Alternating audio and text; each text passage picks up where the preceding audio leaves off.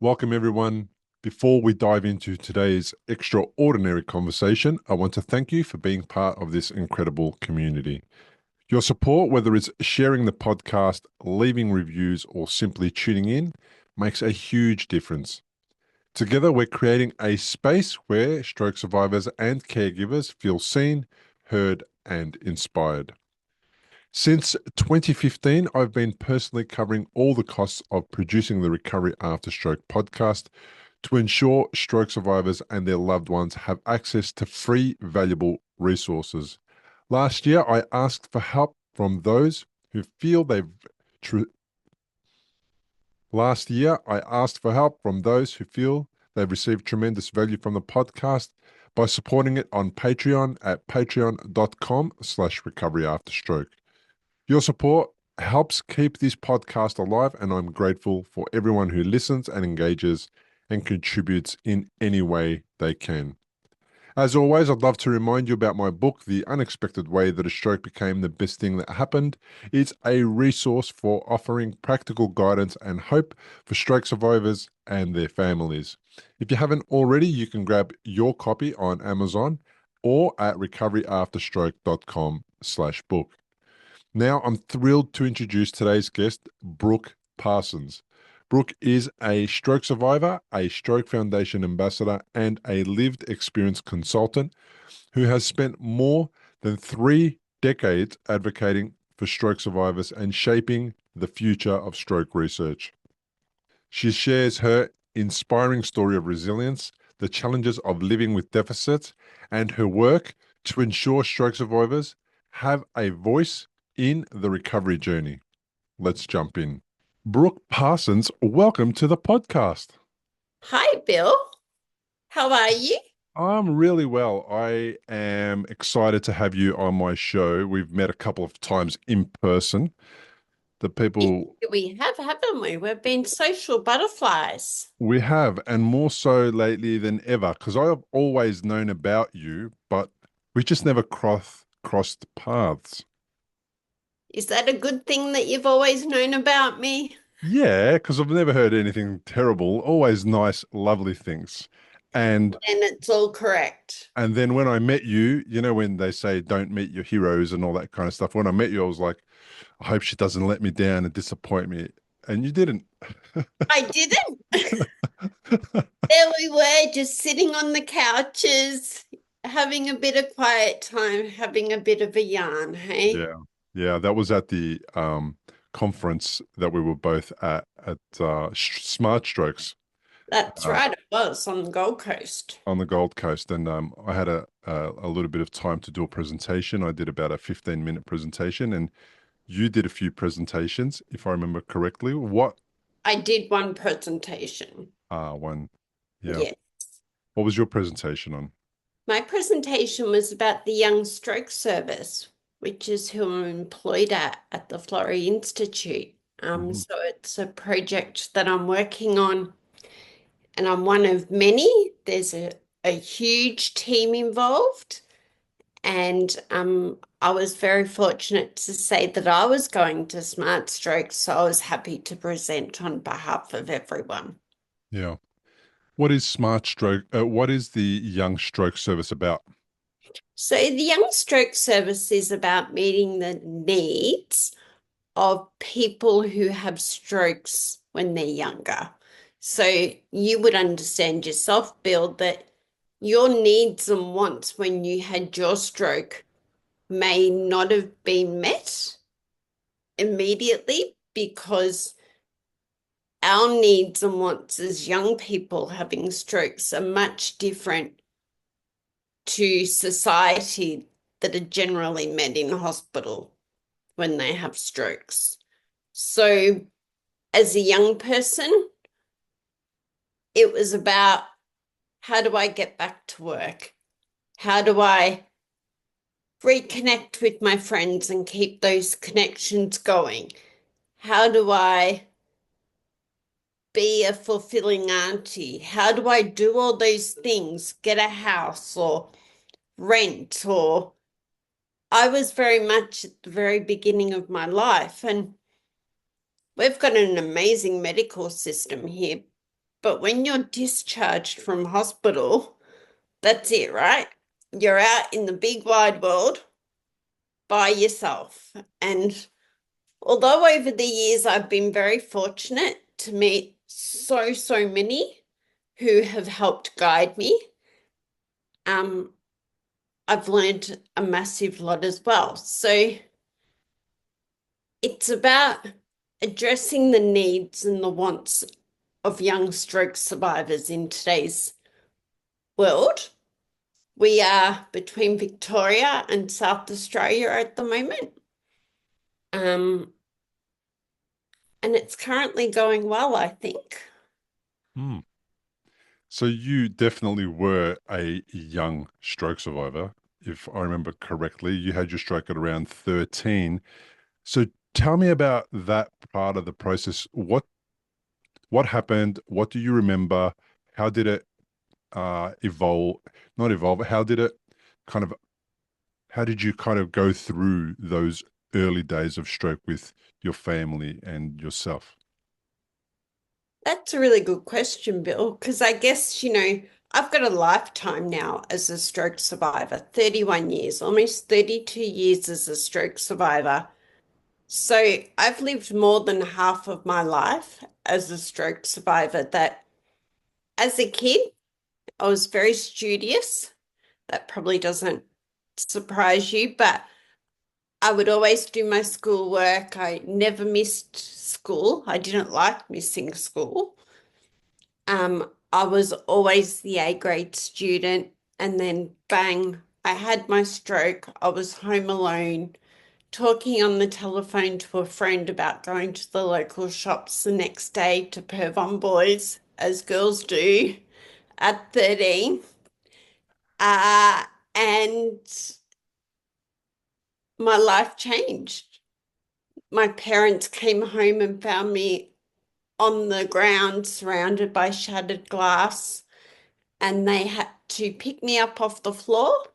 At the time, my dad was a butcher, so he was used to dead weight, thankfully. He picked me up. I was 50 kilos at the time. He picked me up and he put me on my bed.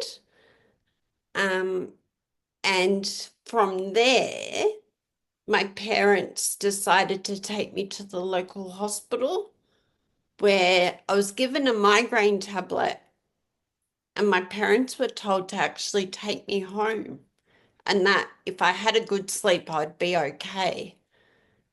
But I couldn't walk, couldn't go to the toilet, couldn't do anything. And as a 13-year-old, you're also going through the 13-year-old changes, hormonal changes, etc. So my parents stood their ground and said, no, we're not taking her home because she can't walk. This isn't our daughter. I could barely string a sentence, and any word that I was blubbering out, it was a blubber. They weren't clear, concise words. So I was then taken to a hospital on the outskirts of Melbourne where I had a CT scan. My parents remained vigil beside my bed for that night, and neurologists came in at around 2 a.m. in the morning and said I'd suffered a major stroke affecting a size of a 20-cent piece, my brain being completely dead and surrounding areas damaged, and that if I survived the night, I'd be transferred to the Royal Children's Hospital. Now that became home to me. For 6 weeks, I was in there as an inpatient.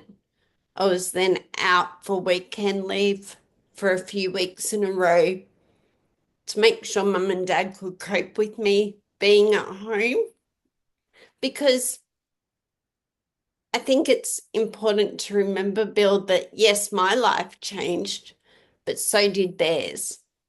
So did my younger brothers, because,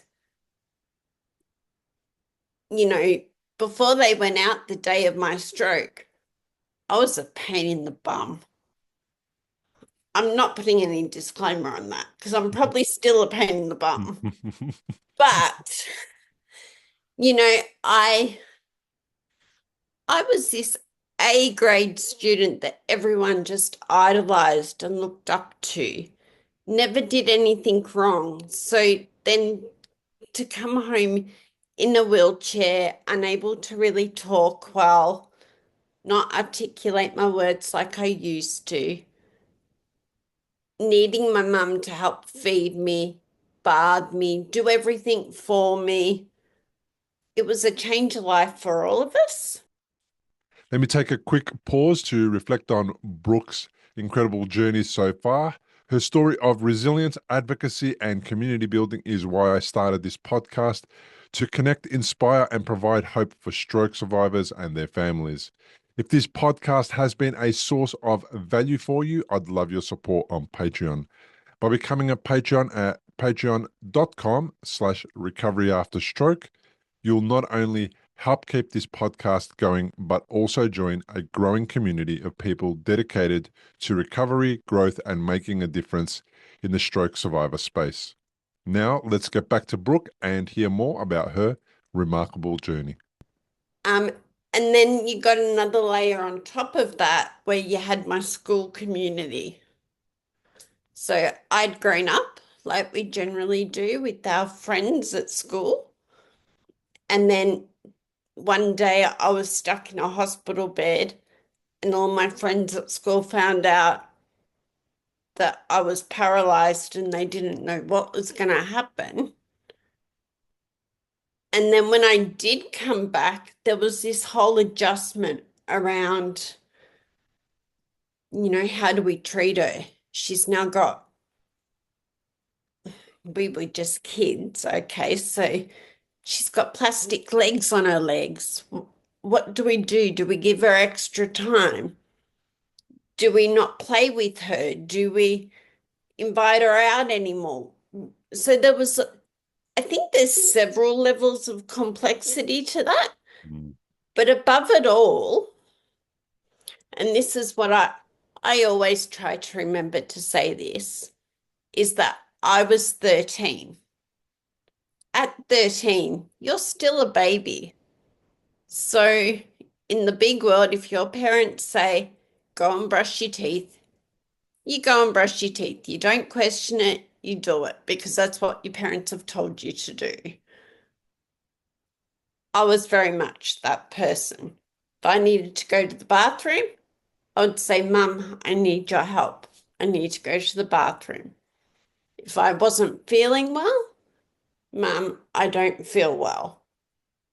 If I was at school, it was all about open communication with the teachers on how they could assist me and what they could do to very much make my life regular, Mm-hmm. to make it normal, because I still wanted to be that Brooke I was before the stroke. I still wanted to be that Brooke that would get A grades, that Brooke that would be in the music band, the Brooke that everyone loved to hate. Mm. Didn't understand why that had to change, but it Wow. did. And I think if anything, I've gone from strength to strength now. Well, we're going to talk about that. I definitely think you have. But, navigating that experience at any time in your life's hard. Navigating it as a 13-year-old, like it's even harder. Um,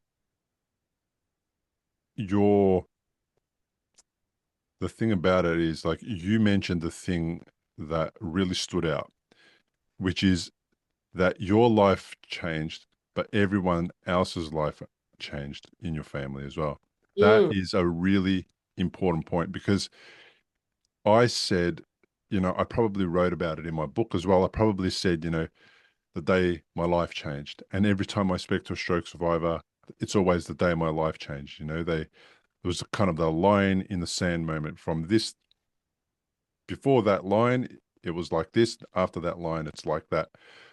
But very few of us, it's not that we don't acknowledge the people who have supported us, helped us, all that stuff. It's that they're not front of mind. They're not front and center of mind because we're going through our own experience and we're thinking about like how our life has become harder and more difficult. But our family and our caregivers are going through it with us together, and they Absolutely. have to pause everything, and their identity changes, and their work situation has to change, and their entertainment part of their life has to change, and the way that they occupy themselves, and the hobbies they have, and the people they hang out with, and all that. It is a complete, it's a disruption of everybody's life, yours, theirs, and separately and as individuals, but also as a collective. It's Absolutely. And if you think about it, Bill, I just said then about my school friends and my mm, school teachers and the school community. For yeah, yourself, it might have been the work community that mm, you belong to. Like, you may be the stroke survivor, but the effects of your stroke go way beyond you yeah, and they go way beyond me. And I can even say almost 32 years on that my stroke still affects people today. yeah. Okay. How? I get it, but tell me how. When I'm fatigued, they may find it harder to understand me because my speech is still troubled at times. Mm. Um, we all say we change as people when we have strokes. And I guess I'm a bit of a tough nut. Like there's not much that shakes me, but when I'm shaken to the core. So if I'm having a bad day and I've let things build up and up and up, and then I just sit there and cry, whoever's around me is affected by that. And that at times has been work colleagues, unfortunately. And they've just had to, go, okay, well, that's you today. Goodbye. Like, we'll try again another day. Or, um, I mean, I was just on the phone to a friend who didn't wish me a happy birthday 3 weeks ago. And that was the first time in the entirety of not knowing her that she hasn't done that. She didn't even register until the last 5 minutes. And I went, well, look, we can all be a little selfish. And I was trying to relay it back to her situation. But I said, you didn't even wish me a happy birthday. Like, and then is that me being selfish because it's Christmas and we're all under the pump to get everything done? Or was that me being a friend and really just laying it out on the table to a friend who didn't want to hear it? It's a little bit, it's a double-edged sword, I think. Are you any different from any other person on the planet? Honestly, because I No, get what you're saying, because it's partly your stroke affects you and the other people around you every single day, but quote unquote normal people, um, they and like have their meltdowns in a different variety, or absolutely. yeah, You think about it, everybody has a crappy day at work. yeah, Everybody has disagreements with friends or yeah, family. Um, Everybody in today's day and age is looking for extensions on bills and all sorts of mm, things. mm, So I am no different. mm, The difference between me and some others is that I carry the burden of the stroke. yeah, okay, And that's that is really, obvious because I'm in a wheelchair. yeah, that's unique, right? In one way, maybe in a community where you hang out and there's not a lot of survivors, because we both hang out in communities where there aren't survivors of stroke, and then we hang out in communities where there are tons of them. But when you're in a community where there's not a whole bunch of other stroke survivors or people with disabilities or any challenges like that, um, yeah, it's kind of like the way I feel it is people who are not directly impacted by a medical situation, touch wood, because they're healthy and well and nothing's gone wrong with them. It's, they're ignorant, not They will, yeah, and not willfully ignorant, but they're ignorant. And then it's like, how do, is it our job every time to educate people or not? Is it? I don't think so. it shouldn't be our job, Yeah. but I'm sure you found over the years, Bill, just as much as I have, that it ends up being our job. Yeah. Some people deserve it. Some people deserve it in a way where if you can nicely kind of bring them back into reality about something, then I think it's really necessary.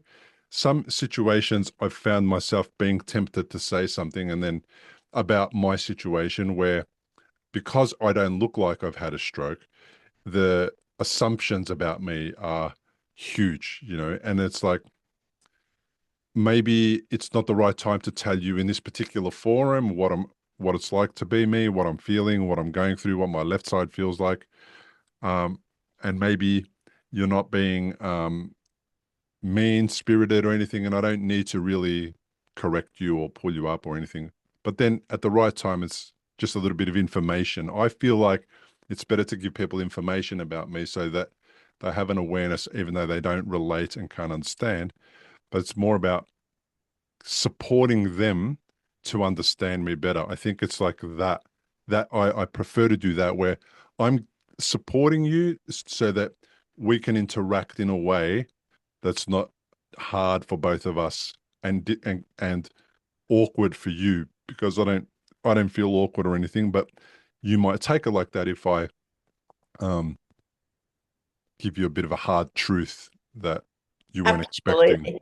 You know, Bill, I think one of the big words you said right at the very beginning of that was assumptions. Mm, People make assumptions all the time mm, about everything and anything. I am sure it's all in our makeup, right? In yeah. our genetics. I found in the very early days, I would go and speak at Rotary groups and I would sit in rooms and I would just tell my story.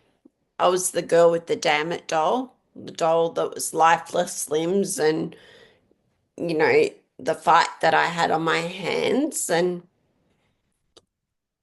I would look around the room as I was speaking, and no matter what I thought of my speech, there would be these men crying.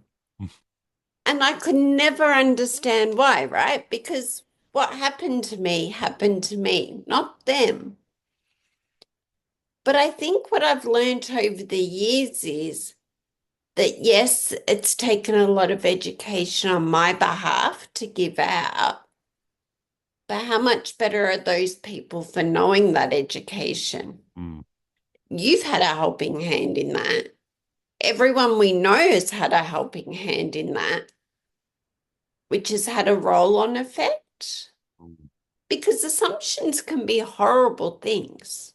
mm, Assumptions, I could have made my mind up about you before I had even met you, mm, you know. But thankfully, that one day I saw you sitting there alone and I just said, "Are you okay?" mm. And then that sparked a conversation.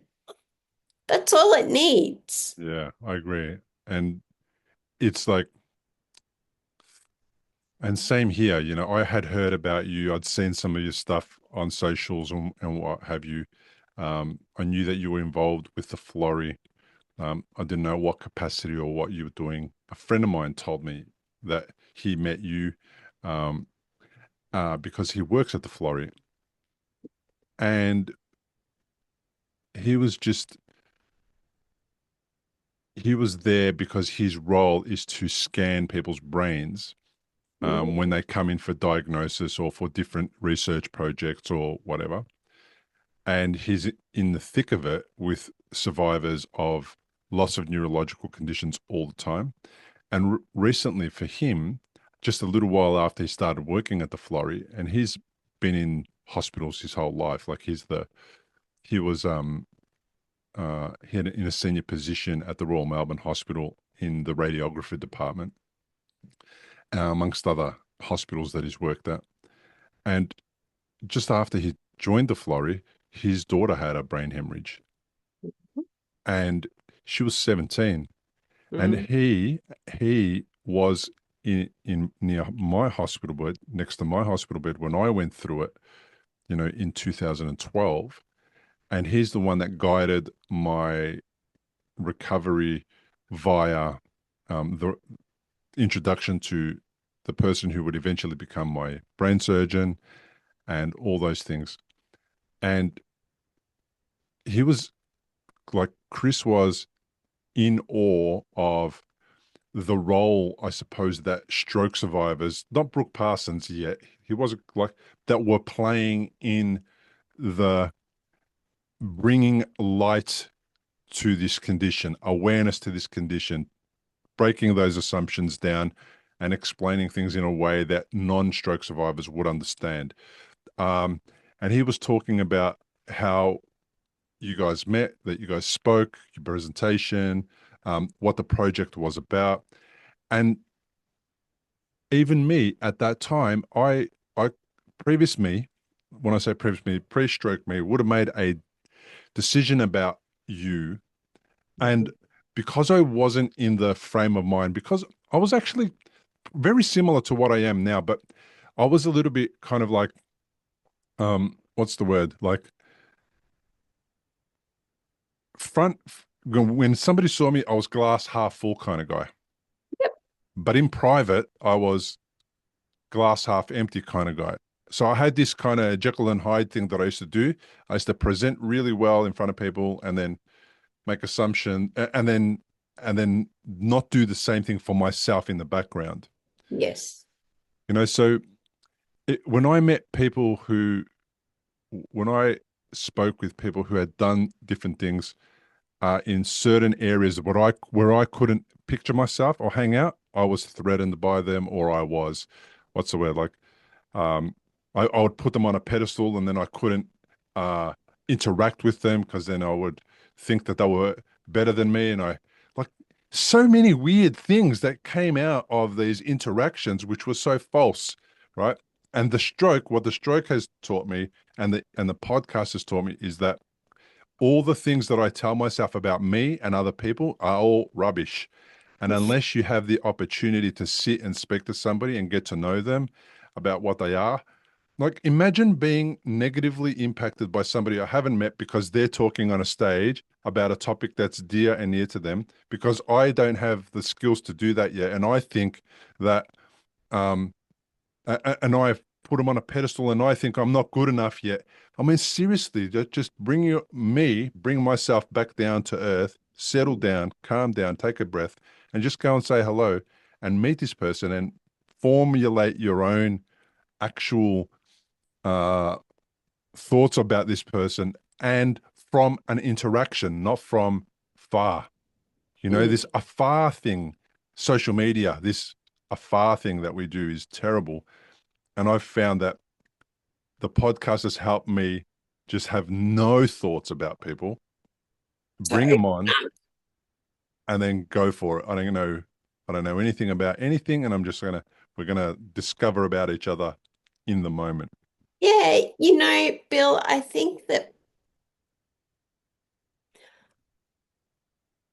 think people are afraid these days to make friends. Mm-hmm. And I think that's exactly what you're describing there. Not making an assumption about anyone, being willing to sit down and have a bit of a chat with them, Mm-hmm. find out what you can and work with what you've got. Whether that's becoming great mates or colleagues, or the person you might see once a year or once every few years. It doesn't matter, but there's some sort of workable relationship there. Mm-hmm.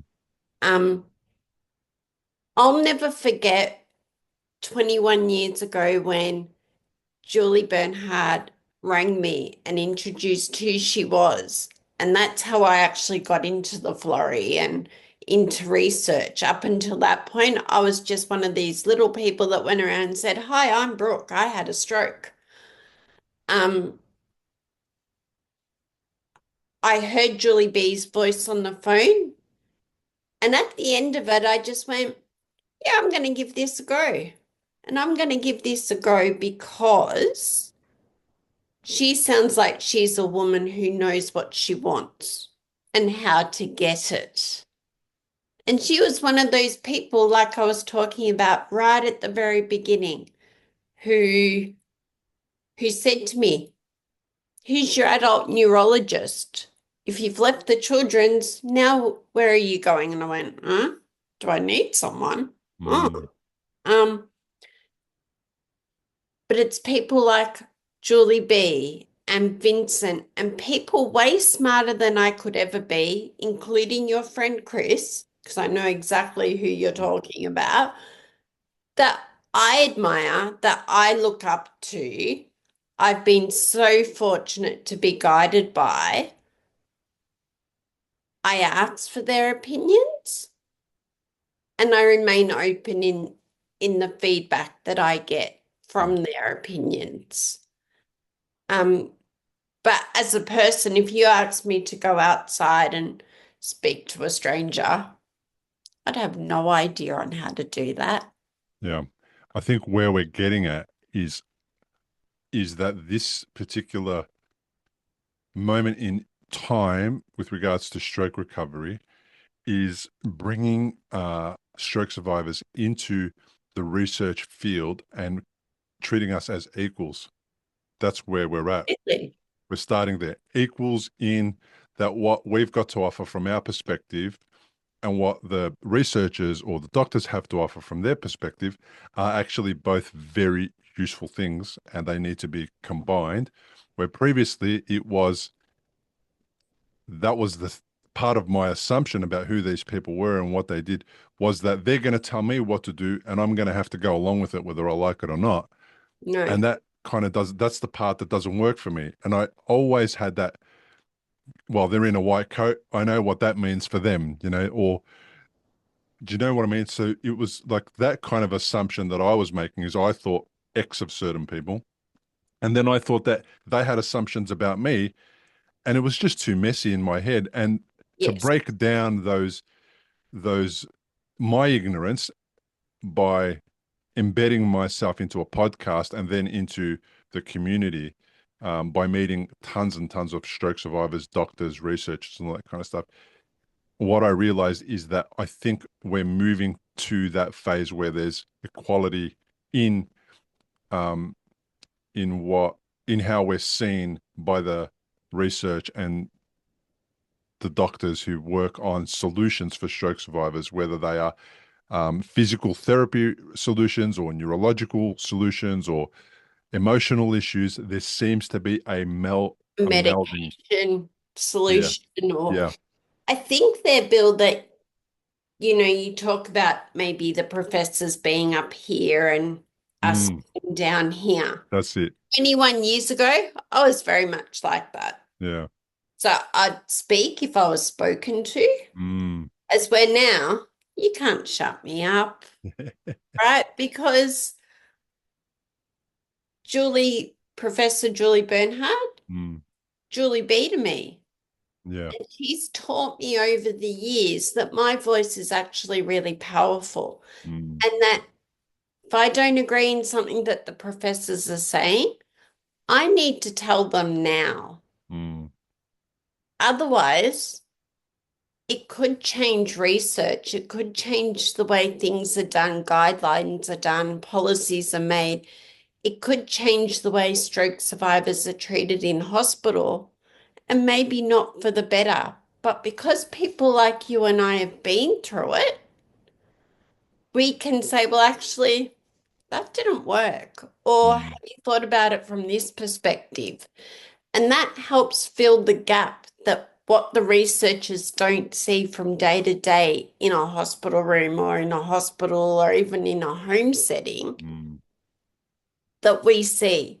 Because we as stroke survivors don't get the opportunity to take our stroke off and have a holiday from it. mm, Okay.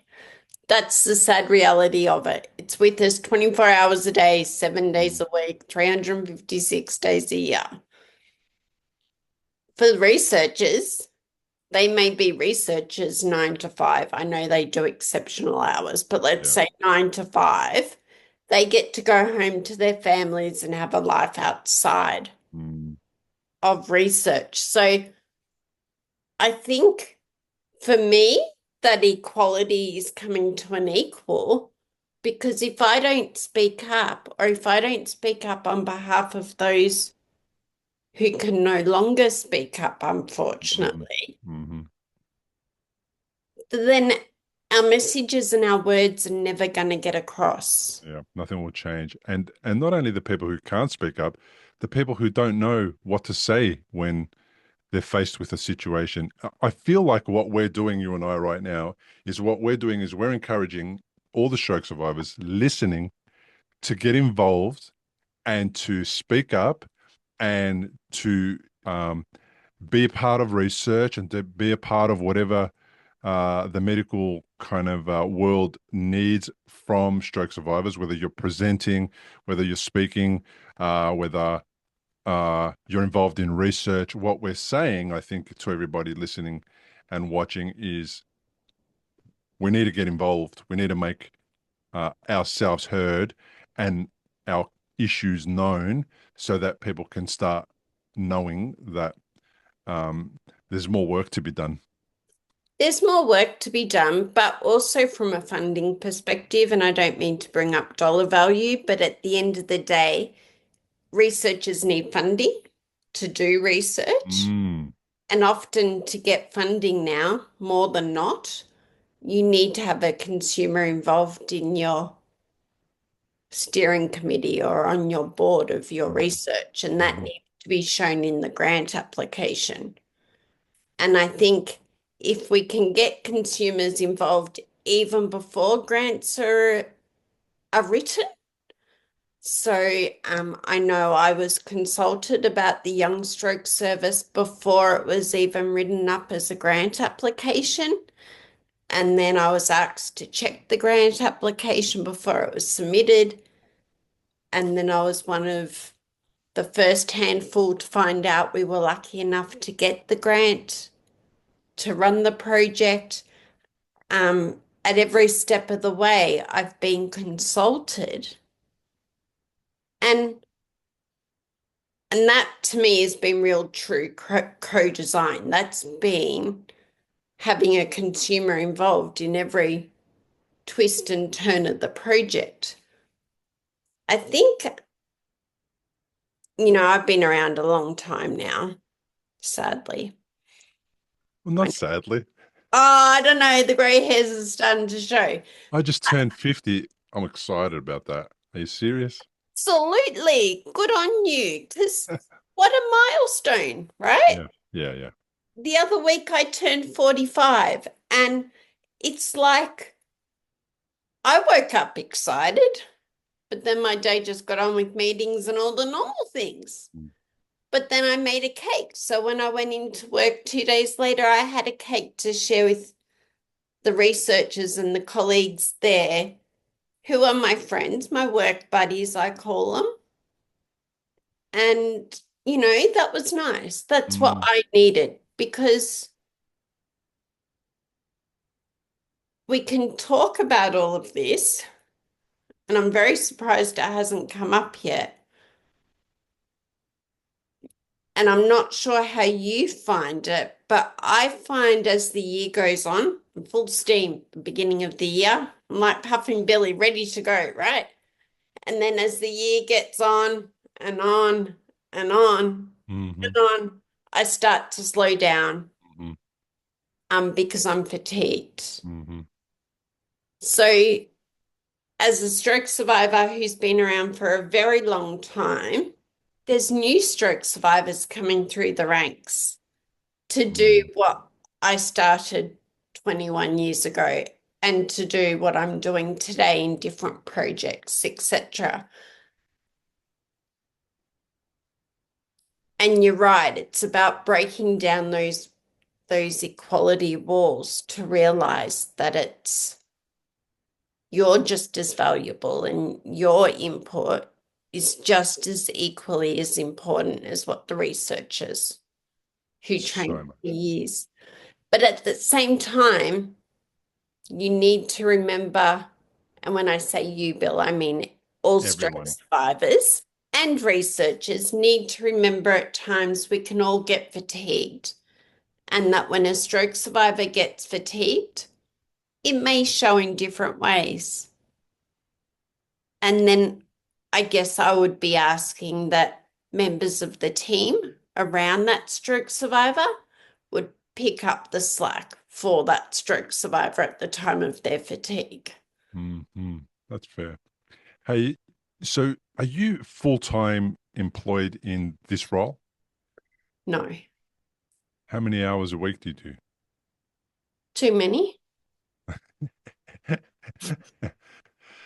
Uh, I okay, so I probably do about 5 to 10 Uh-huh. on the books, but there's a lot I do off the books. Yeah, no doubt. Yeah. Yeah. And how many years have you been doing this type of work for, or have you had this role, I suppose? So with a monetary reward of being paid, probably the last 2.5 years. Uh-huh. But for that, for 21 years, I've always been volunteering of some way, shape, or form. Wow.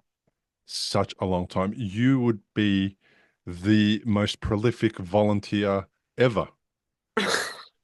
I mean, I'm saying that now being a little bit funny as well, but realistically, if you think about it, the amount of uh, impact that all your work has had for 21 years, and evolving with somebody who was very young, very, very young when they had a stroke, and then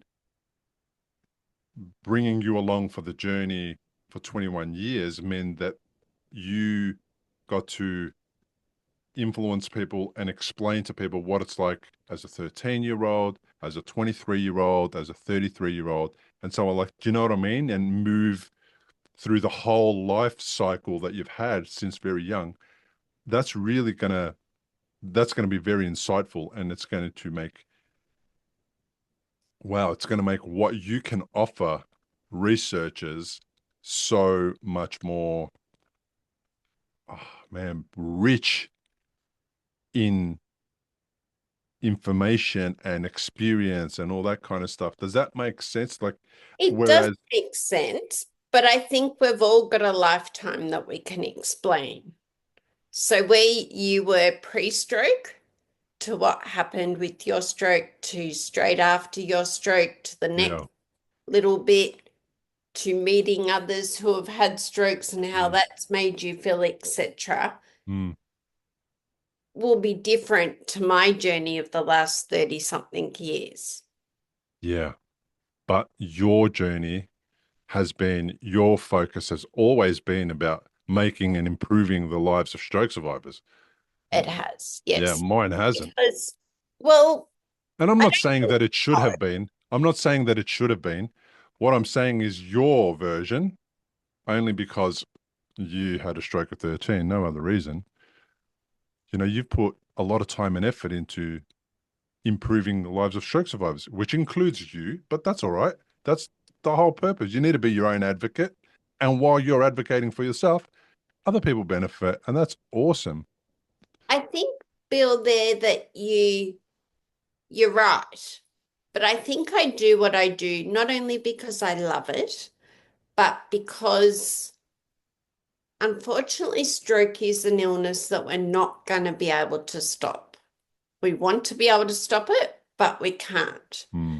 So if I can have an impact on research now that's going to help someone who has a stroke in the future,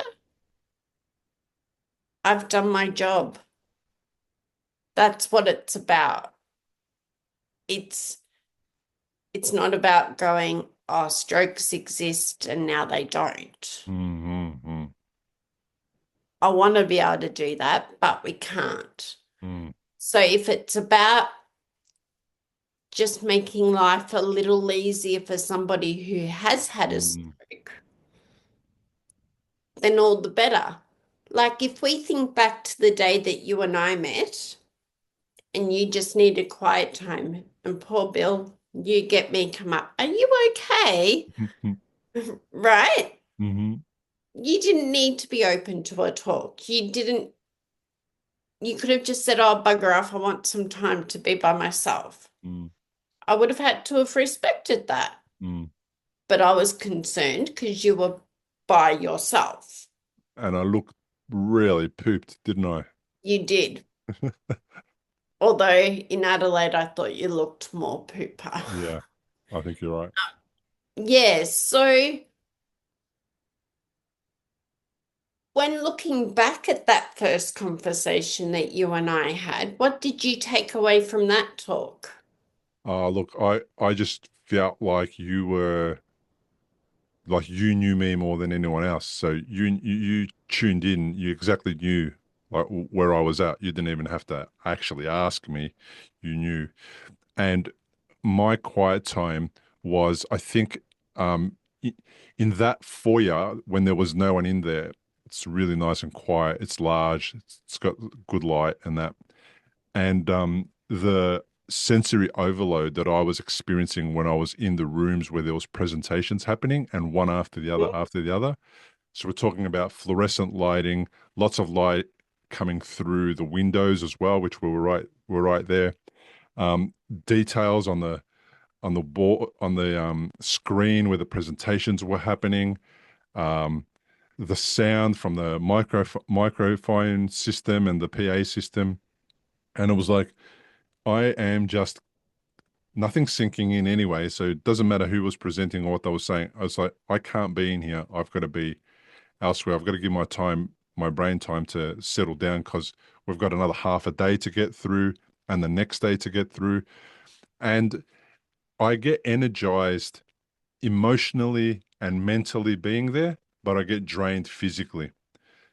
I So completely agree. I've got to play that game, right? So when you came over and we had that chat, firstly, I wanted to meet you. I was hanging out to meet you because Chris told me about you earlier, and I knew about you from before Chris told me about you. But also, I knew you were going to be there, and you were going to be presenting in some capacity, and that was my goal was to get there and meet more stroke survivors. So I met you, I met Adrian O'Malley. Yep. Um, 8. I bumped into Booth again, Brenda Booth again, Yep. and a whole Brenda. bunch of other people, right? And I thought, excellent, this is exactly what I want. And not only do I want to meet people just for the sake of meeting people, but meeting people who get me, who I don't have to explain stuff to, is Yeah. just it's such a relief to just be in a space where people just totally get you and you don't have to say anything. And that helps because when I'm with my family and friends who've known me my whole life, and even though they know that I had a stroke or two or three in 2012 to 14, they still default to my regular, how No, they knew me. Bill. Yeah, how they knew me before stroke, and they treat me like that. And I've got to always kind of massage them into like, I'm having a bad day, Bill, or I'm not up for this kind of whatever, Bill. And I've got to keep telling them and reminding them, by the way, I had a stroke once, and I don't mean to do it and be nasty or anything. I've just got to keep reminding them that I'm having one of the things that happens to people who've had a stroke, and it hasn't gone away yet. And it's been 14 years or 10 years or whatever it's been, 12 years. So when I'm in a space where people get me, it's strange that it happened to be I had to go through stroke for people to really get me. But I love it. I love it. Even though I'm wrecked, even Right. though I'm tired, even though it's just I don't know, it's easier. But and you know where I was disappointed, I've got to say, right? So when we went to Adelaide for the Yes. um, Asia Pacific Stroke Conference, we're in Yes. a whole place where everyone is there for stroke. They've traveled from all over the world. And talk about not getting us, right? There was a lady who did a presentation at the very opening of the uh, event, and she had a stroke and she had deficits. I'm pretty sure it was left side deficits. She wasn't able to walk. Right? Was it her left? Right. Right. She had deficits. She couldn't walk. She couldn't move her arm, etc. And she was meant to get on a stage, and they brought and they and she's with her caregivers, etc. Comes to the stage, to the edge of the stage, and there's no ramp to I know. push her wheelchair up the stage to get her to the podium where she could stand. Yes. And it's like, are you guys serious? We are at a stroke conference. Everyone is talking about how they're going to help stroke survivors overcome all these things and improve outcomes and, uh, have better results in hospital and all that kind of stuff. And the one thing where uh, should have not even been a thing that Shouldn't have even been a yeah, consideration. yeah, there should Should have have just just been a been ramp there. part of the stage. Yeah, and there was no one there. I so that gave me that view of what it's still possible, what it's still like, even in the stroke medical world. And when, and I felt like I wasn't understood in that room, even though it wasn't me or about me. Like I felt, you still don't get me. You guys don't get me. You've spent 30 years doing this stuff, you're professors, and nobody thought about a ramp for a stroke survivor. What do you mean? Whereas when I was in the room with at the Smart Strokes conference, I felt like you guys got me. Everyone got me. You definitely did. But just generally, that was a way better, like it was a way better experience. There was ramps everywhere. It was accessible. Um, just Do interesting. you feel that there was more peer support at Smart Strokes? Yeah. The intimacy of that event may have been what uh, enabled that. So I get it. And there was a lot less international flavor there. So I totally get that. And it was a very well organized event. It was a great event. The presentations were awesome. And so they were at Asia Pacific Stroke Conference. But I just feel like,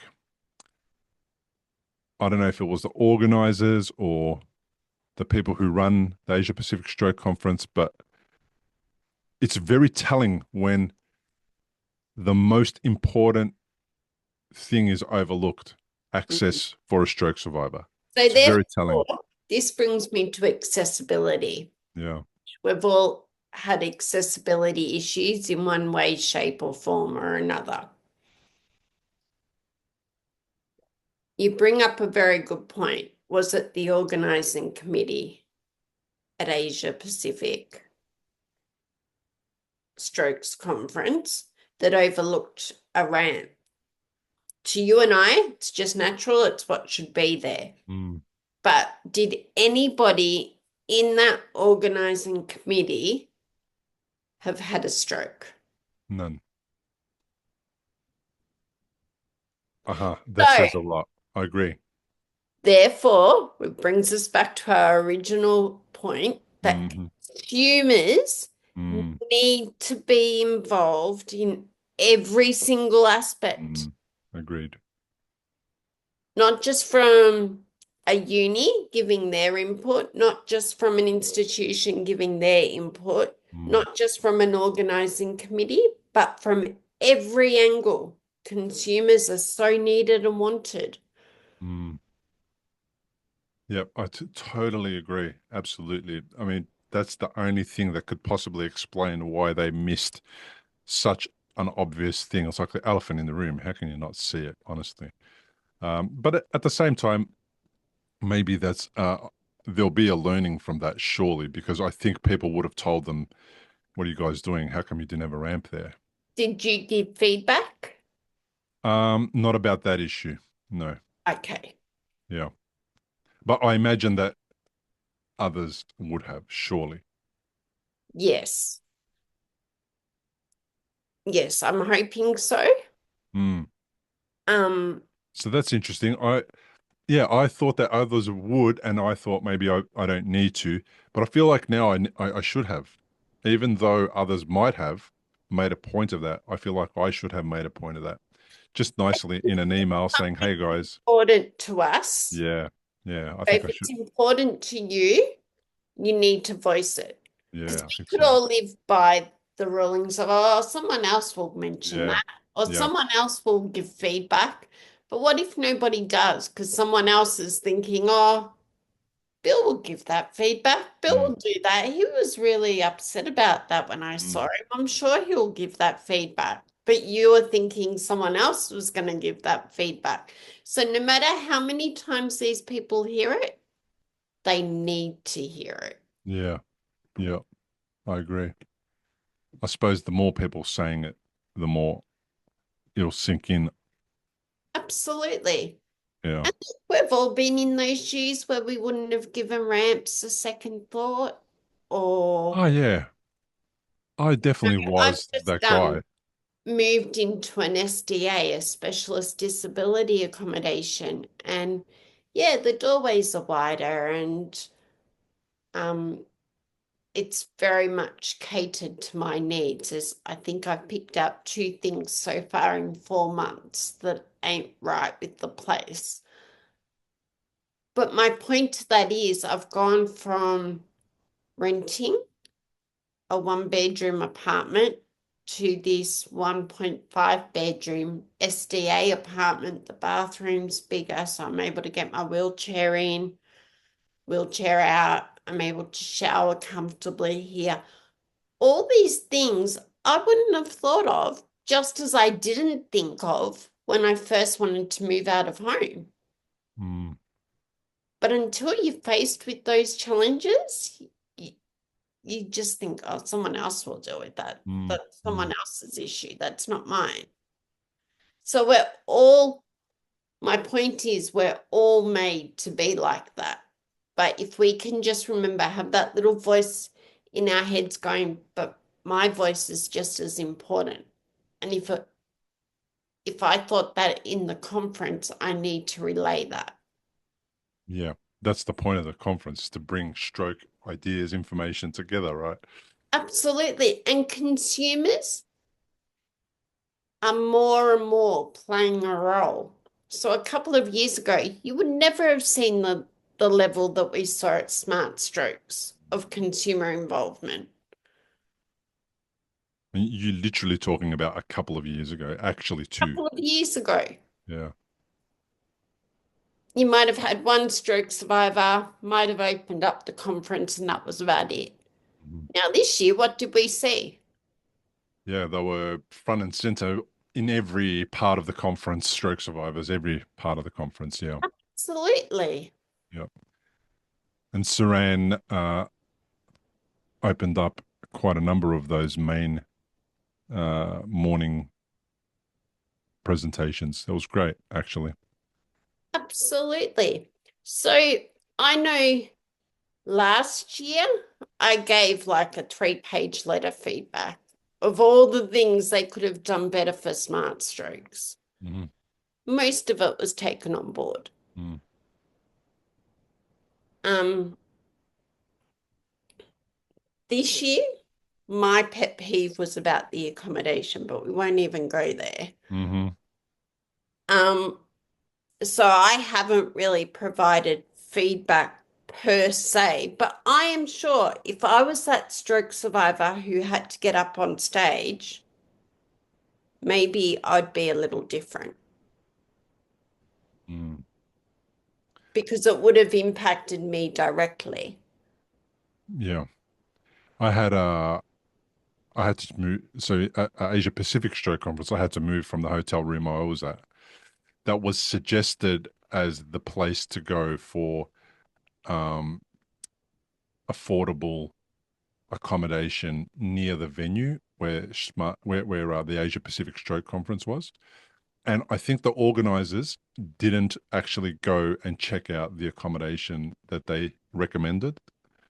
Oh, And let's just say it was old, which is not relevant at all because that doesn't bother me one bit if something is old, but it wasn't clean.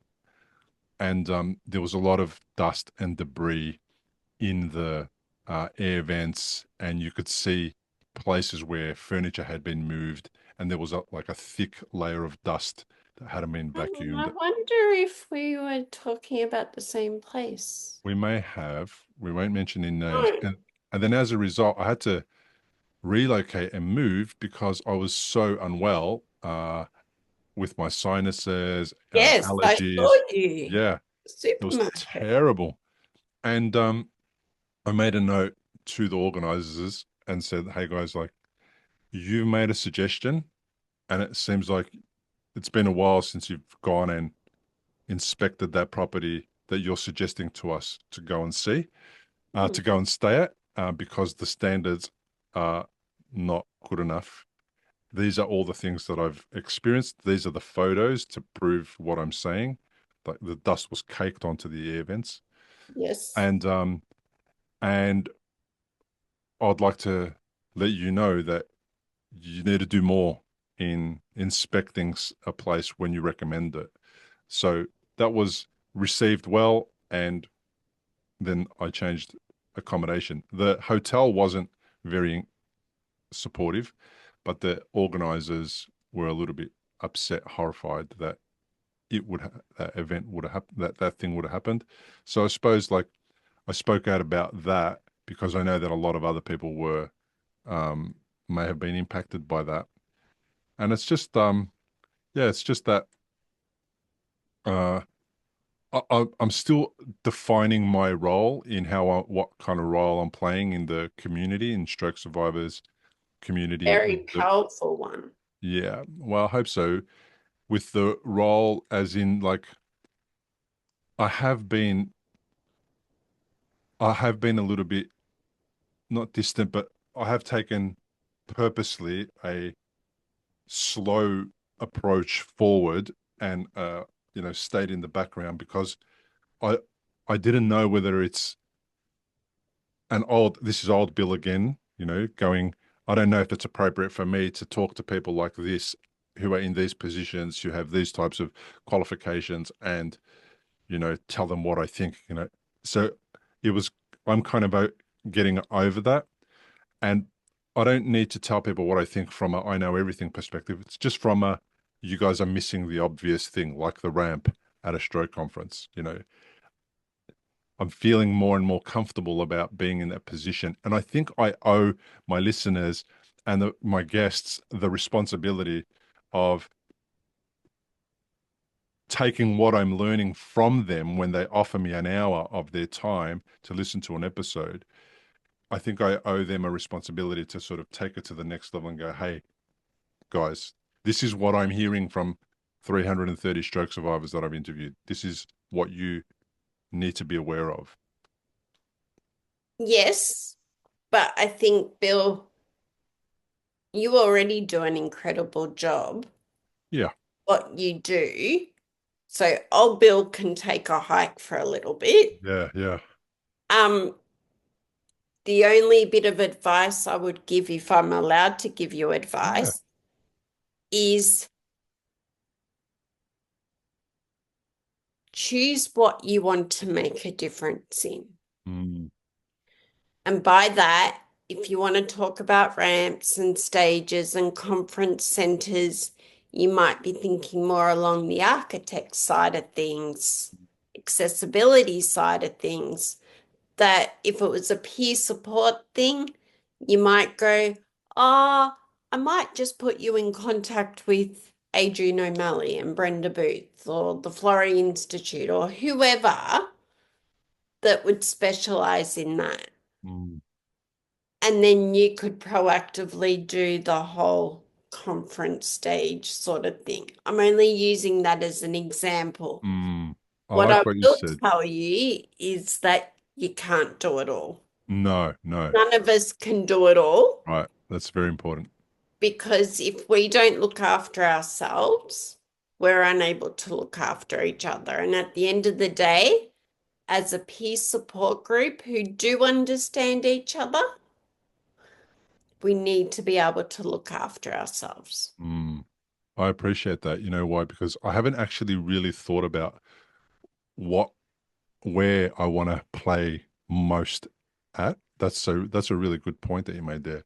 And this might encourage me to sort of think about where that might be, whether, like you said, whether it's accessibility, whether it's something else. That's the first time I've actually heard it like that, and why perhaps I've felt like I can't really comment about all these other things because I haven't picked it as my hobby horse. Maybe.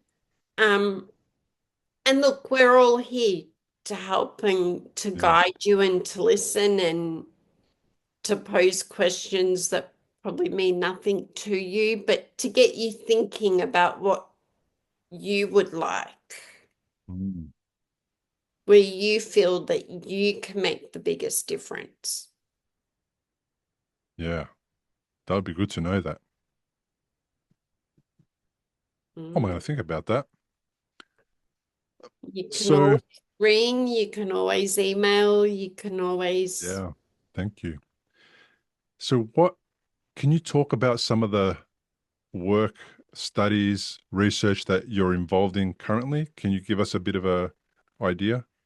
Absolutely. So obviously, I started out 21 years ago as the consumer representative for the AVERT trial, which is a very early rehab trial. It was an international trial run out of the Florey under the direction of Professor Julie Bernhard. Um, at the time, she said, "Can you give me 3 years of your life?" And at the 15-year mark, we presented the results of that trial. So there's no time frame on research. I think that's the biggest thing I've learned is that, if you're going to do something, you do it properly. From that, I'm now the consumer consultant for the AVERT dose trial. So we've learned that you can get a stroke survivor up out of bed, but we're trying to get the exact dose right because it wasn't necessarily correct in AVERT. I was also the consumer consultant for Pesto, which was a drug um, inserted into a person's spine Mm-hmm. um, to break the paralysis cycle. Um, I was a part of the Novel project. Novel is an architect project, actually, and that had me hook, line, and sinker. That was if we had an unlimited budget, how would we build a hospital? What would it look like for stroke survivors? And I had Rosie from the Jetsons. For those that aren't too young to remember the Jetsons on TV, and they had Rosie the robot that would clean up after them, etc. Mm-hmm. And we would have lighted walls. So if I put into the keypad on a wall that I had to go to physio, the walls would light up all the way to the physio room, etc. So that was really cool because you could think outside the square as to what you wanted to do. Um, I'm now involved in the Young Stroke Service, which we briefly touched on at the beginning. And there could be something coming up, but I'm under wraps at the moment. So we'll have Under to stay. wraps. We'll Under have to wraps. stay tuned. All right. Okay. Well, I think I know part of the some of the stuff that you're working on. Not going to mention it. That's all right. And I understand why you might keep things under wraps. It's important to do that. So, what does it look like for you going forward in the next 5 years and 10 years in this space? Do you still see yourself hanging out, playing, supporting, being Yeah. involved? Yes, there'll always be a spot for me. It'll just be however big or however little I want it to be. Yeah. The way I'm looking at 2025, it's going to be a massive year Okay. For research and stroke survivors, for what for specifically? me. Ah, for you. For me, in the research world, Hmm. um, But let's keep in mind that whilst I know where I'm heading personally in the research world, I'm always thinking that if I wasn't around, would my role still go on? Who would do my role? Mm. Who's coming up through the ranks? How do I want Mm. my role left from me for the next person to take over? Wow. So there's always that going on in the background I because like that. I like that you're thinking about that because then we don't want any of this to stop. no, because it's much bigger than you and I, right? Yeah. And life is fleeting. It's, that's the truth of it. Hmm. So, I mean, stroke research was always around before I started, but the consumer voice wasn't as powerful Mm. as it is today. And I've had a real helping hand in making it powerful. So, what can I do to ensure that that powerful voice Mm. of the consumer stays alive well and truly beyond my days? When I decide, right, it's time to retire, I've had enough, need to go and sit on the Whit Sundays. Hmm. Um, yeah, Yeah. I like that you're thinking of that. What do we call that? Not, it's like, what's the succession plan? absolutely. Mm. Yeah, we definitely need that. Everything we do in research, there needs to be an outcome, but there needs to be a plan beyond that. So if we want consumer voices to be sustainable beyond me, beyond you, what needs to be put in place for that to still happen? And it is happening. It's happening with grants. Now you can't get a grant without consumer involvement. So it seems like, has there been a policy change or some kind of a change in the way that these organizations do research that kind of embeds that or cements that in? If this doesn't happen, then nothing happens. I think I think it's starting to, but I Hmm. still think there's an element of a way to go. So a researcher may approach someone and say, "Will you be on our board?" And the stroke survivor can say yes. But then often penciling in the monetary awards of having that stroke survivor on the board is forgotten about.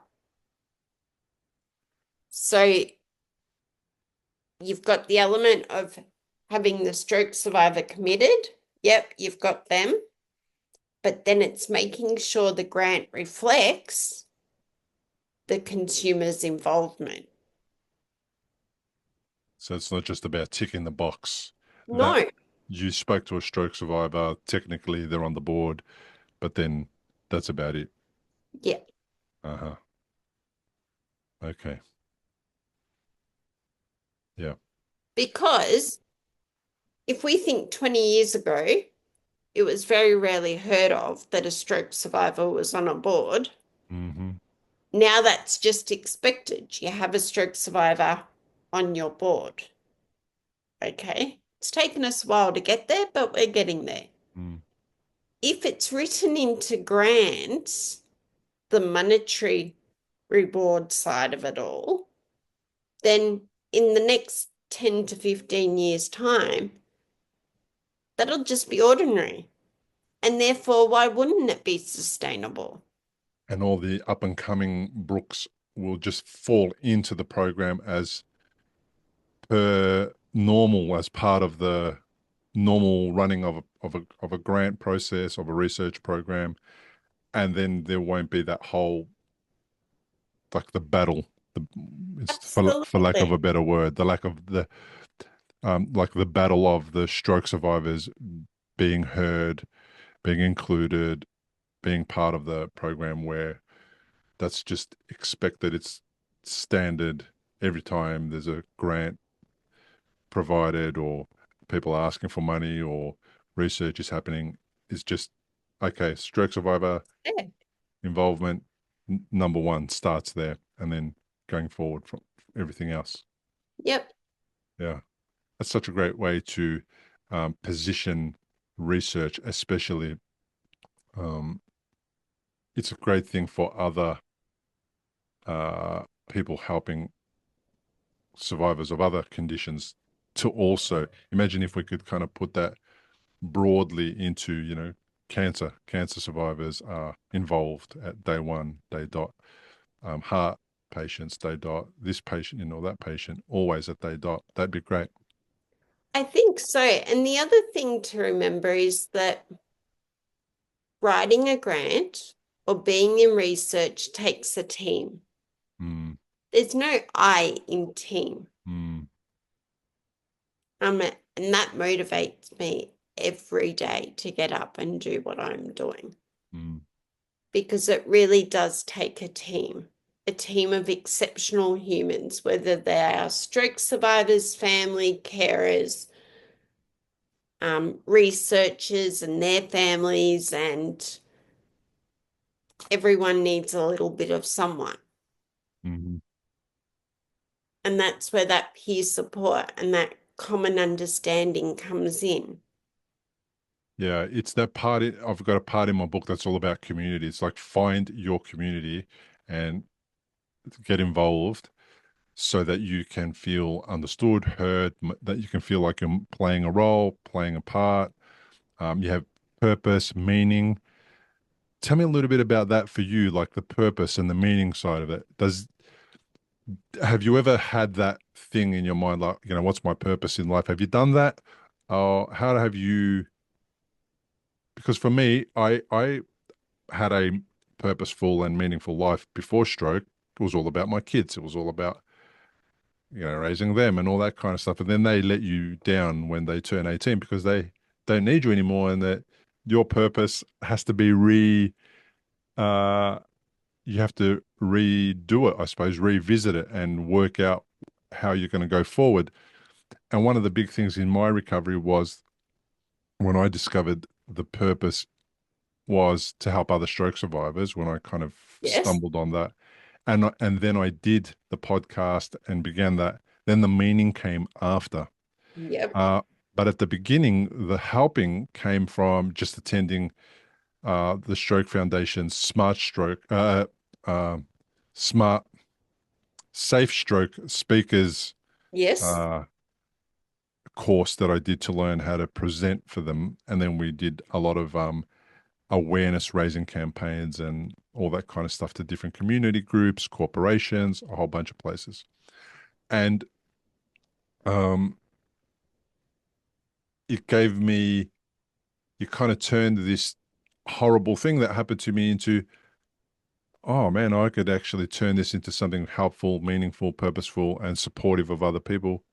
Okay, that's not so, I'm not going to, it decreased the amount of time that I'm going to be feeling sorry for myself, about what happened to me, because it's about other people now, right? Yep. So what about you? Where are you with that type of thing? Pre-stroke, I wanted to be a music teacher. So that was pre-stroke. I knew at the age of 13 what I wanted to be when I grew up. And then at the age of 18, when I was looking at uni subjects and uni choices and courses and what I was doing in VCE and where I wanted to go after school, I really had no idea because I knew I couldn't become that music teacher I'd so desperately hung on to throughout the first 5 years post-stroke. That was good, mind you. Hanging on to that idea for 5 years post-stroke in those very early initial days gave me a purpose to keep going, to get up, to try again, get up after every fall and know I'm going to be okay. From that, I would say luck's been involved because I was asked by the Children's Hospital to be a chapter in a novel written by Neil Mitchell, who was a 3AW radio presenter. And then somebody at the Stroke Foundation read that chapter and said, we've got to get her as an ambassador. And then the CEO at the time, Erin Laylaw, nominated me to be on Julie B's project. Uh-huh. And so it's sort of gone around and around in a circle. Now, you may have noticed at Queensland, in Adelaide, I often take a back seat. And by that, I mean I'll sit there and I'll be amongst everyone. But if you said to me, oh, Brooke, I don't agree with that, or I do agree with that, and for these reasons, I'd say, Bill, voice it, say it. Mm. They're really good points because you've told me, right? You might just need that little bit of a push. For me, it's about mentoring and bringing everyone else up through the ranks now Uh-huh. Uh-huh. to do what I do. I love that. That's so great. So it's kind of evolved and it still involves your original participation, helping other people, be it they researchers. As a result of helping researchers, you help stroke survivors. That's all still there. And now it's about mentoring other stroke survivors to sort of step in and play a role. I love that. Yeah. So I think I've always been giving. I think there's always been an element of leadership there.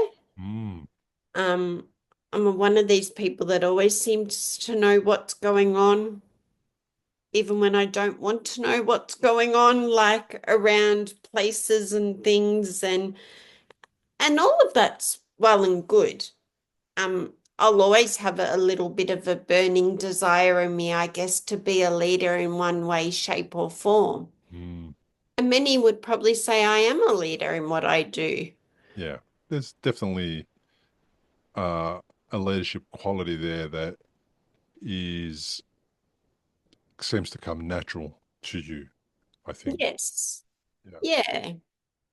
But my purpose Mm, isn't so much about me or doing mm, what I do to fix me, mm, because the cold truth is that's never going to happen. mhm, Got a deformed arm, that's the way that's going to be. mm, Got deformed legs, sadly, that's the way they're going to be.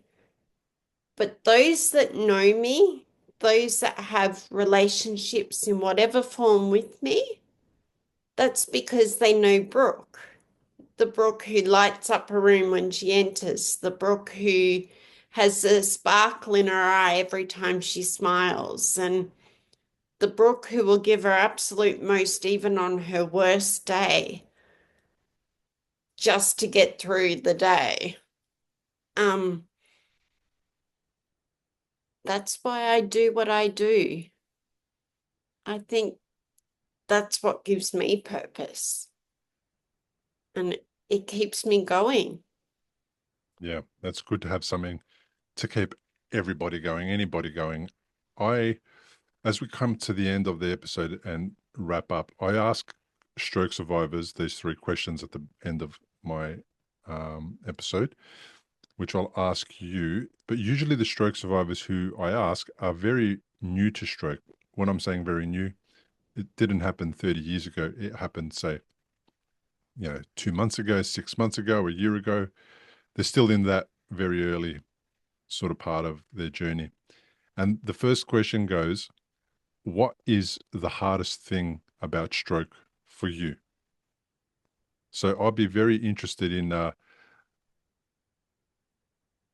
that perspective from somebody who's been living with stroke the majority of her life. The hardest thing for me was accepting the fact I lost old Brooke.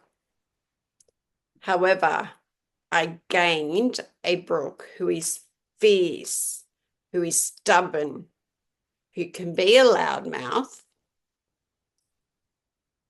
and still have most of the qualities that she had beforehand. So What I'm describing to you is I can still be a pain in the bum. So you can be old Brooke, and then there's this new version as well that's also emerged and taken the old Brooke with her. Absolutely. I think, I could say I'm the old Brooke, but I would be denying myself the fact that I'm in a chair now Mm-hmm. and that I've had a stroke and that I've got limbs as much as I want them to work, don't work. So that's what I mean by old Brooke had limbs, used to run around on a Saturday morning in a netball skirt and play goal shooter and then come home and study for 6 hours. New Brooke can't do that. Mm-hmm. And that's okay. But New Brooke is just as powerful as the old Brooke was. Mm-hmm. She's just had to find those qualities that make her equally, if not better. More powerful. Yeah, Yeah. I love that. So then the next question goes, what has stroke taught you? What has stroke taught me? That's a really good question.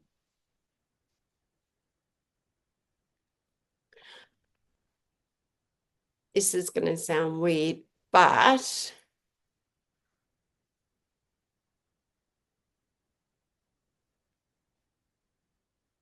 we are all human.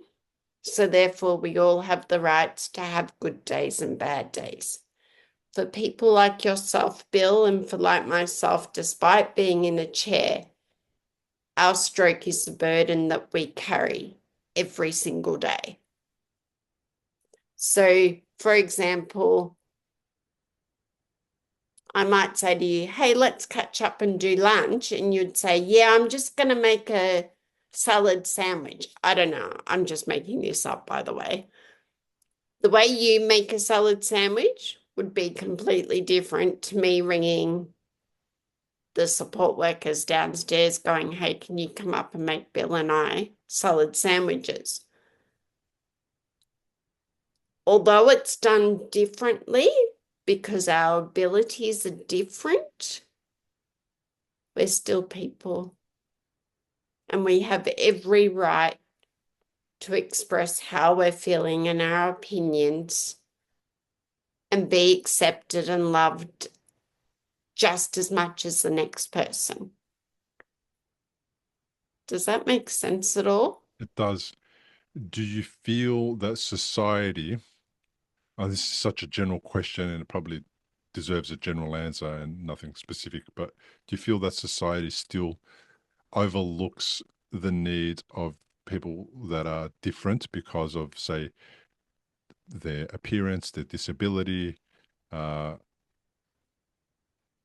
does that still happen? Do you get a sense that I think overlooked, etc., happens? I don't know if it's overlooked. I think we as individuals, though, need to find an acceptance that's okay for us to go, this was the old me, this is the new me, and I'm still equally as important and Uh, I'm still okay. so it's a personal thing to develop. I think so because,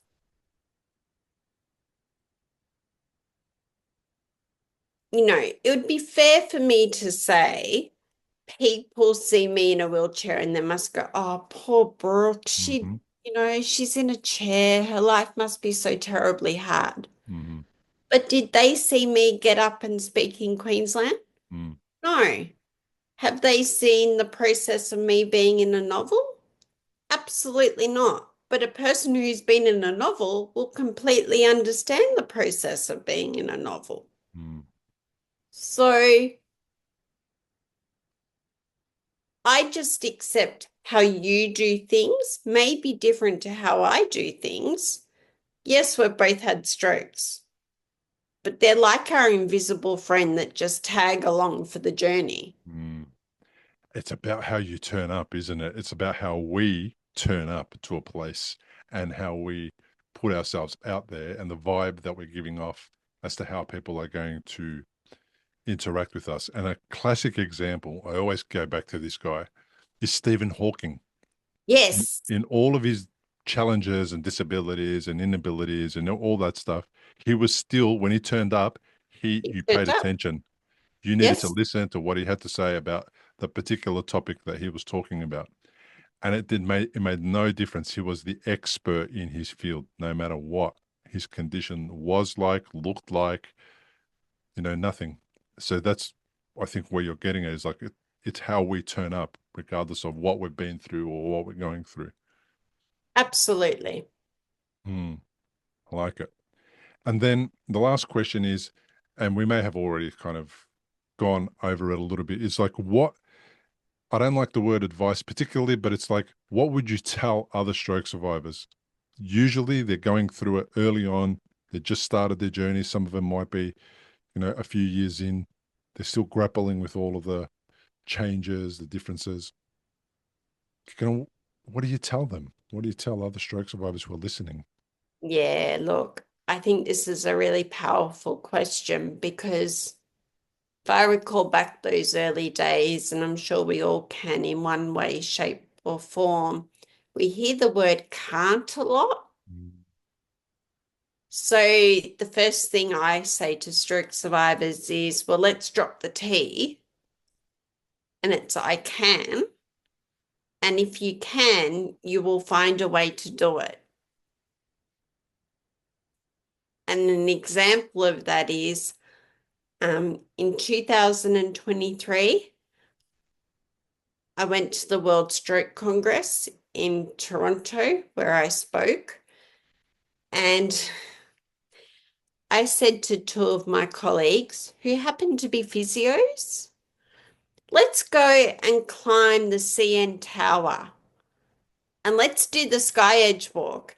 Now, these two physios clearly thought that I wouldn't have thought of any daredevil activity and that it would be all safe because Brooks mentioned it. So they went, yeah, no worries. So I paid for the three of us to do it. When we got there, they went, holy, holy, holy Lord. Whose idea was this again? And I go, oh, mine, very happily. And then we got out onto the Sky Edge walk, and one of them hung over the edge and went, yeah, I'm free. This is lovely. Another one would barely put her toe over the edge. But then it came to me. Here I am in the wheelchair and I'm hanging over the edge, well and truly going, I'm free. This is wonderful. I don't want to get down from here. That would have been very easy for me to turn around and go, no, I'm not doing that. But I didn't because who knows if I'll get back to Canada. Mhm. Hopefully I will. But it was something that then that evening I sent the little clip to Julie B. Said the only thing missing was you. And then it became the talk of the conference. Everybody knew that there was a girl in a wheelchair who did the CN Tower climb. Yeah. I And that would suppose have been so easy to just sit back and go, oh, I would like to have done that, but I'm in a chair, I can't. I suppose what you're getting to is there has to be like a willingness to participate in life. And it's pretty obvious that when you do, like big things can come of it. I mean, you represented stroke survivors at a conference in Canada from Australia. Mm. That's huge. And that's possible, right? I'm not It's saying that the goal should be to be a stroke survivor who speaks on a international stage. Maybe, but it doesn't have to be that. But that's what I get from what you just said. It's like by participating in life and doing the scary things, one of them is, looking over the edge of a massive drop. It kind of is a similar thing to participate and then end up on a stage, which is a big thing in another country, doing a presentation. I see why you've achieved so much. It's because of that willingness to do scary, well, maybe calculated, risky things, but scary nonetheless. Yeah. I think it's about dropping the T and believing you Mm, can. When you can believe you can, anything is possible because you're willing to go to all lengths to make it. yeah, I And love that it. in itself is anybody can choose to if they want. Mm. On that note, thank you so much for joining me on the podcast. I really enjoyed our chat, and it's great to connect with you again.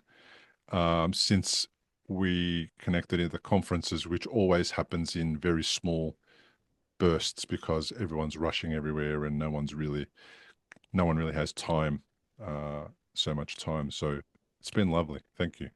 Oh, thank you, Bill. Thank you so much. And I'm always around. Well, that brings us to the end of this inspiring episode with Brooke. From surviving a stroke at just 13 years old to becoming a fierce advocate and lived experience consultant, Brooke's story is a testament to resilience, advocacy, and the power of community. Her work is shaping the future of stroke recovery for survivors everywhere. If today's conversation resonated with you, I'd love to hear from you.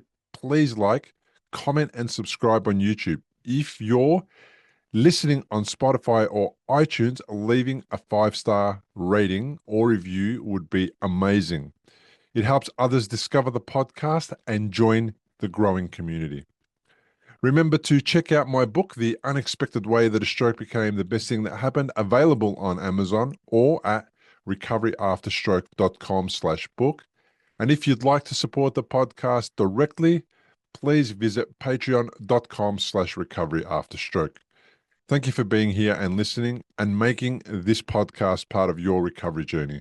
I'll see you in the next episode. Importantly, we present many podcasts designed to give you an insight and understanding into the experiences of other individuals. Opinions and treatment protocols discussed during any podcast are the individual's own experience, and we do not necessarily share the same opinion, nor do we recommend any treatment protocol discussed. All content on this website and any linked blog, podcast, or video material controlled this website or content is created and produced for informational purposes only and is largely based on the personal experience of Bill Gassiamis. The content is intended to complement your medical treatment and support healing. It is not intended to be a substitute for professional medical advice and should not be relied on as health advice. The information is general and may not be suitable for your personal injuries, circumstances, or health objectives. Do not use our content as a standalone resource to diagnose, treat, cure, or prevent any disease for therapeutic purposes or as a substitute for the advice of a health professional. Never delay seeking advice or disregard the advice of a medical professional, your doctor, or your rehabilitation